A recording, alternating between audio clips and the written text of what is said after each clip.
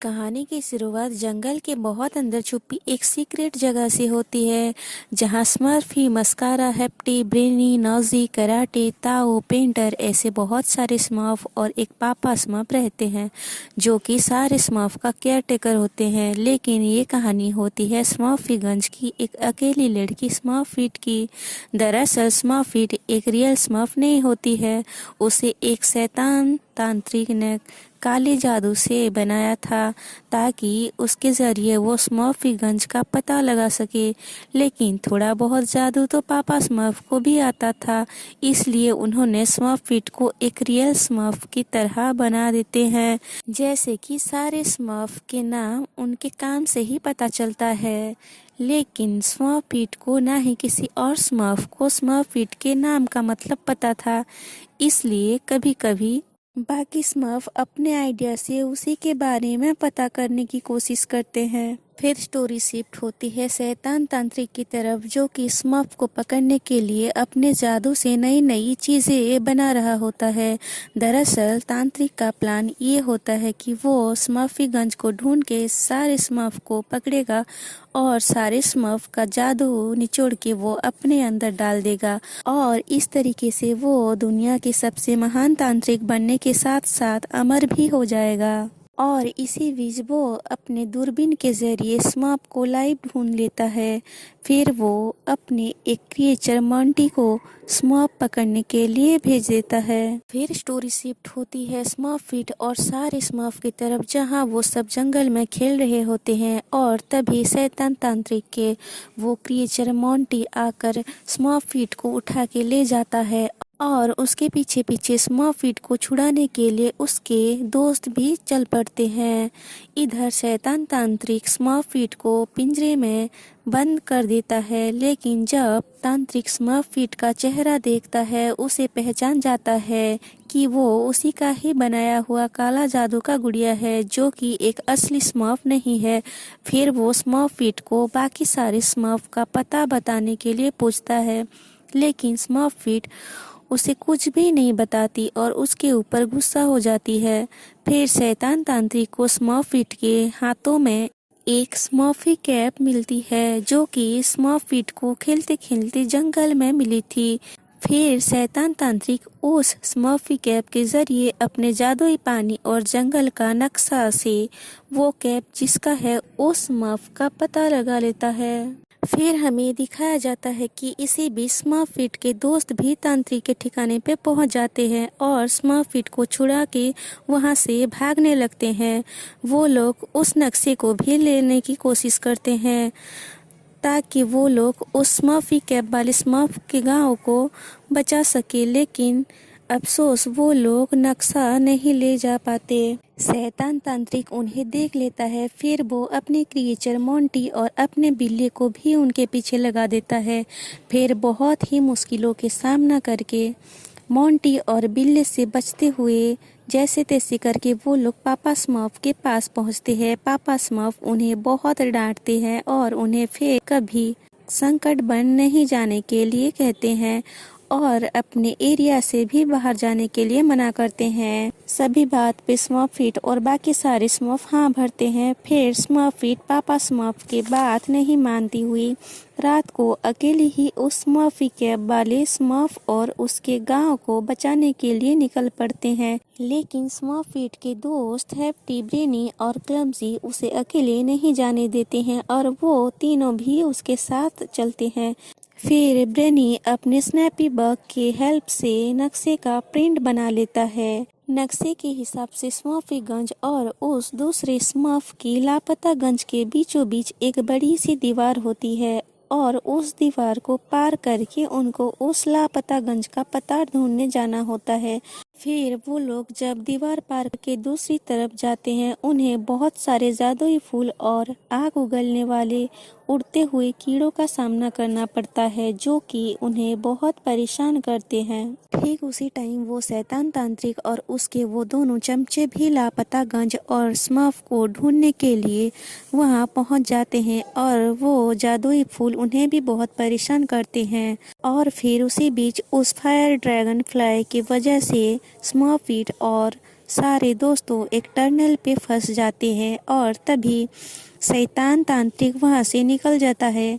फिर ब्रेनी और हैप्टी के इगड़म तिगड़म कारनामों की वजह से टनल से बहुत सारे खरगोश बाहर निकलते हैं और उनके साथ साथ सारे स्मर्फ भी बाहर निकल आते हैं और तभी उन्हें सामने ही बहुत दूर में उस लापतागंज का ठिकाना मिल जाता है।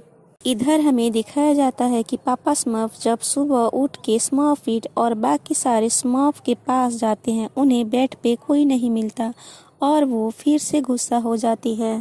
फिर स्टोरी वापस शिफ्ट होती है स्मर्फिट और दोस्तों की तरफ, जहां वो लोग एक खरगोश पे बैठकर आगे बढ़ रहे होते हैं। उसके बाद उन्हें नक्शे के हिसाब से एक नदी दिखाई देती है जिसको पार करके उनको जाना होता है। फिर वो लोग ब्रेनी के आइडिया से एक बोट बनाते हैं और खरगोश को बाय बोलकर बोट में आगे बढ़ने लगते हैं। फिर नदी में भी उनका सामना शैतान तांत्रिक से होता है, जो अपने चमचों के साथ नदी में आगे बढ़ रहा होता है। नदी में आगे बहुत खतरा होता है और उन खतरों का सामना करके स्मर्फिट के ग्रुप आसानी से आगे निकल जाते हैं, लेकिन शैतान तांत्रिक और चमचे खतरों का सामना नहीं कर पाते और नदी में डूबने लगते हैं और स्मर्फिट और उसके दोस्तों को मदद मांगते हैं। फिर बेचारा नरम दिल हैप्टी और स्मर्फिट ब्रेनी के मना करने के बावजूद भी उनके मदद करते हैं। शैतान तांत्रिक और चमचे स्मर्फिट और दोस्तों को उनके बोट से बाहर धक्का मारकर निकाल देते हैं और खुद उनके बोट पे आगे बढ़ने लगते हैं। फिर स्मर्फिट के ग्रुप नदी में डूबते डूबते एक किनारे पे पहुंच जाते हैं। फिर हैप्टी और ब्रेनी के बीच थोड़ी सी लड़ाई होने लगती है, क्योंकि ब्रेनी शैतान तांत्रिक के मदद के खिलाफ था। फिर उसी टाइम फेस पे पत्तों के मास्क पहने हुए कुछ स्मर्फ आकर स्मर्फिट और उसके दोस्तों को पकड़ लेते हैं। फिर स्मर्फिट इन्हीं में से एक स्मर्फ की आंखों में देखकर बता देती है कि वो वही स्मर्फ है जिसे वो जंगल में देखी थी और जिसका कैप उसे जंगल में खेलते हुए मिली थी। फिर वो दूसरी स्मर्फ भी अपने दोस्तों को बताती है कि स्मर्फिट वही स्मर्फ है जिसे वो जंगल में देखी थी। फिर वो सारे स्मर्फ अपने अपने चेहरों से पत्तों की मांस हटाते हैं और वो स्मर्फी कैप वाली स्मर्फ अपना नाम स्मर्फी लिली बताती है और एक स्मर्फ अपना नाम स्मर्फी कली बताती है। और इस तरीके से सारे स्मर्फ एक दूसरे को अपना अपना इंट्रो देते हैं और इसी सीन से हमें ये पता चलता है कि लापतागंज जिसे वो लोग ढूंढ रहे थे, वहाँ के सारे स्मर्फ लड़कियाँ होती है जिनका ख्याल एक स्मर्फी आंटी रख रही होती है। फिर वो गर्ल स्मर्फ स्मर्फिट और उसके सारे दोस्तों को अपने स्मर्फी गंज ले जाते हैं, जहां और भी बहुत सारे गर्ल स्मर्फ होती हैं। वहां पे सब अपना अपना इंट्रो देते हैं और तभी हमें पता चलता है कि स्मर्फी आंटी का नाम बेला है, जो वहां की केयरटेकर है, और एक स्मर्फ की नाम आंधी होती है, जो कि बेला और बाकी सारी स्मर्फ की हिफाजत करती है। फिर स्मर्फिट अपने आए हुए मकसद और तांत्रिक के बारे में सबको बताती है। बेला आंटी उन पे यकीन तो कर लेती है, लेकिन आंधी उन पे यकीन नहीं करती और क्लमजी को लेकर ज्वाला सिंह पे सवार होके तांत्रिक को ढूंढने के लिए निकल पड़ती है। और इधर बेला आंटी स्मर्फिट हैप्टी और ब्रेनी की बहुत अच्छी तरीके से खातिरदारी करती है। फिर कहानी की सीन शिफ्ट होती है तांत्रिक की तरफ, जहां वो नदी में फंस चुका होता है।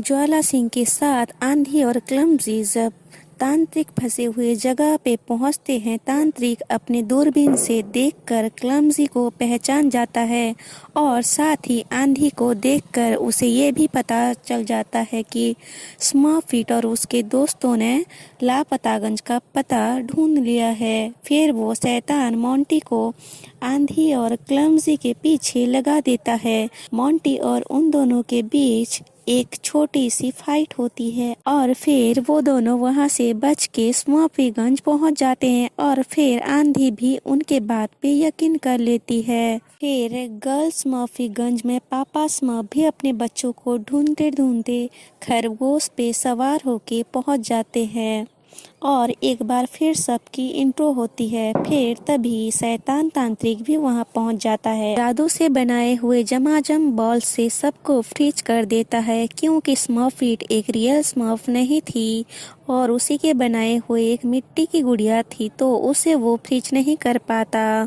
फिर वो बाकी सारे स्मर्फ को अपने साथ ले जाता है और स्मर्फिट को यकीन दिला के जाता है कि वो कभी एक रियल स्मर्फ नहीं बन सकती और हमेशा उस पे काले जादू का ही साया रहेगा, जो कि आज उसे स्मर्फीगंज का पता बताने के लिए इनडायरेक्टली हेल्प की है। फिर स्मर्फिट अकेली बैठकर बहुत रोती है, लेकिन उसके दोस्त खरगोश, स्नैपी बग और ज्वाला सिंह उसे हार मानने नहीं देते और खुद पे यकीन दिलाते हैं। फिर स्मर्फिट अपने उन दोस्तों के साथ तांत्रिक के ठिकाने पे अपने दोस्तों और सारे स्मर्फ को बचाने के लिए पहुंच जाती है। स्मर्फिट वहां तांत्रिक को कहती है कि वो एक बुरी स्मर्फ बनना चाहती है, तो वापस उसे तांत्रिक काले जादू की गुड़िया बना दे, ताकि वो हमेशा तांत्रिक के साथ रहे और बॉय स्मर्फ का भी पता बता दे। तांत्रिक उसके बात पे यकीन कर लेता है और उसके ऊपर अपना जादुई शक्ति का प्रयोग करने लगता है, क्योंकि वो अभी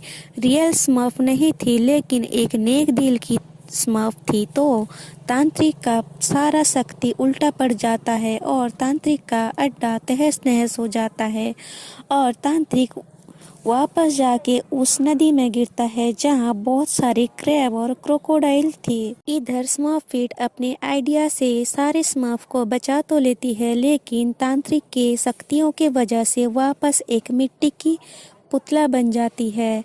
अब सारे स्मर्फ को पूरी तरीके से यकीन हो जाता है कि स्मर्फिट एक रियल स्मर्फ ना होने के बावजूद भी सारे स्मर्फ से भी बहुत अच्छी है। फिर पापा, दोस्त और सारे स्मर्फ उस मिट्टी के पुतले को साथ लेकर अपने स्मर्फीगंज में चले जाते हैं। वहां पहुंचकर स्मर्फिट के लिए सारे स्मर्फ बहुत रोते हैं और तभी शायद उनके प्रिय की वजह से भगवान उनकी बात सुन लेते हैं और भगवान के चमत्कार की वजह से स्मर्फिट फिर से जिंदा हो जाती है। स्मर्फिट को वापस देख उसके दोस्त और पापा स्मर्फ बहुत खुश होके गले लगते हैं। तभी सारे स्मर्फ भी बहुत खुश हो जाते हैं और फाइनली ब्रेनी को अपने सवाल का जवाब मिल जाता है। स्मर्फिट इतनी अच्छी है कि उसे एक वर्ड में डिफाइन नहीं किया जा सकता, उसके लिए तो पूरी बुक लिखनी पड़ेगी। और यहीं पे कहानी खत्म होती है।